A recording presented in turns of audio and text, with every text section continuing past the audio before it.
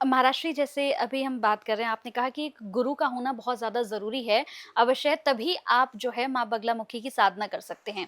लेकिन कई लोग ये कहते हैं महाराष्ट्री कि अगर बगलामुखी की साधना में आपने थोड़ी-सी भी गलती कर दी, तो उसका बहुत बड़ा नुकसान आपको भुगतना पड़ता है। क्या ये सत्य है?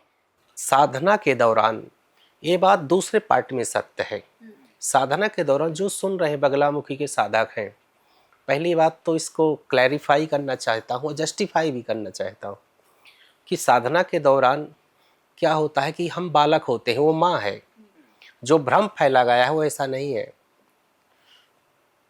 आपका कोई बच्चा है, हमारा कोई छोटा सा बच्चा है, अगर कोई गलती वो कर दिया, हमारे पास आया, वो धूल दूषित बच्चा है, कभी मुख में धूल लगा लिया, कभी मिट्टी लगा लिया, माँ उस बच्चे को स्वीकार करेगी क्योंकि उसका स्वयं का बच्चा है। ऐसे ये माँ है बगलामुखी।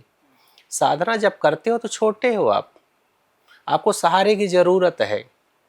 जैसे एक प्लांट लगाते हैं, छोटा सा पौधा, चारों तरफ लकड़ियों से उसको आबद्ध कर देते हैं।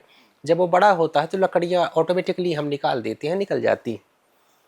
तो जब जब हम शुरुआत करते हैं साधना की, गलती स्वाभाविक है, हमसे होंगी, गलती होंगी। उन गलतियों को भगवती नहीं देखती, भगवती भाव को देखती है। जब आप साधना के दौरान भगवती का जप करते हो, जो गुरु मंत्र दिया है उसका जप रात्रिकालीन आप कर रहे हो, तो अगर वहाँ थोड़ी बहुत भी कोई गलतियाँ होती हैं तो भगवती जाकर के रुष्ट नहीं होती हैं, वो प्रसन्न होती हैं कि बालक मेरा नाम ले रहा है, मेरा जप कर रहा है। ठीक है, उसके प्रोसीजर प्रक्रियाएं थोड़ा अलग है। जैसे मैंने बताया कि दो मार्ग है, एक एक जो है वाम मार्ग है, एक दक्षिण मार्ग है। दैट्स मीन एक जो है तो दक्षिण मार्ग का मतलब जैसे हम धूप दीप नैवेद्य प्रसाद पुष्प यही सब अर्पित करते हैं भगवती को। वाम मार्ग में थोड़ा सा उल्टी पूजन, उल्टा होता है पूजन, जो जैसे कामाख्या में होता है, बलि इत्यादि की वो सब चीज़ें होती हैं। तो इस हिसाब से जब आप इन पद्धतियों, इन प्रक्रियाओं का जब अनुपालन करते हो, आप जब साधना लाइन में होते हो, जब साधना कर रहे होते हो इनिशियल शुरुआती दौर पे, उस समय भगवती रुष्ट नहीं होती है। लेकिन दूसरा पार्ट है, जब अगर किसी का अनुष्ठान आप करते हो, जब अनुष्ठान कर रहे होते हो किसी विशेष कामना के लिए, अगर वहाँ गलती हो गई तो एक क्षण या एक रात्रि नहीं लगती है। कई ऐसे साधकों को जानता हूँ जिन्होंने गलती की और उनका स्वरूप चेंज हो गया।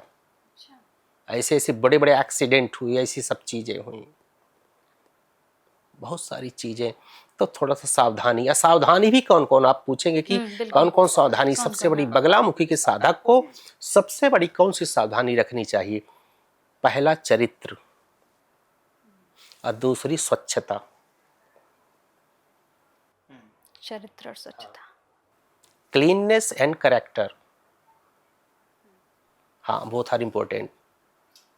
तो ये दोनों जो है चीज़ें जीवन में अपनानी चाहिए साधना में आगे बढ़ने से। अगर इसको नहीं अपना सकते हो, वहाँ मत जाओ, नहीं बर्बाद हो जाओगे।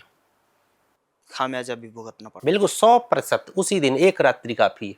तो जितने भी लोग मुझे लगता है पॉडकास्ट देख रहे हैं, उन्हें बिल्कुल ये समझने की ज़रूरत है कि अगर आप माँ बगलामुखी की साधना करना चाहते हैं, तो बिना गुरु के तो आप नहीं कर सकते बिल्कुल हैं। 100%। और अगर आपने किया और कुछ भी नुकसान अगर हो गया, तो जीवन में बहुत कुछ भुगतना भी पड़ सकता जी है। जी जी जी।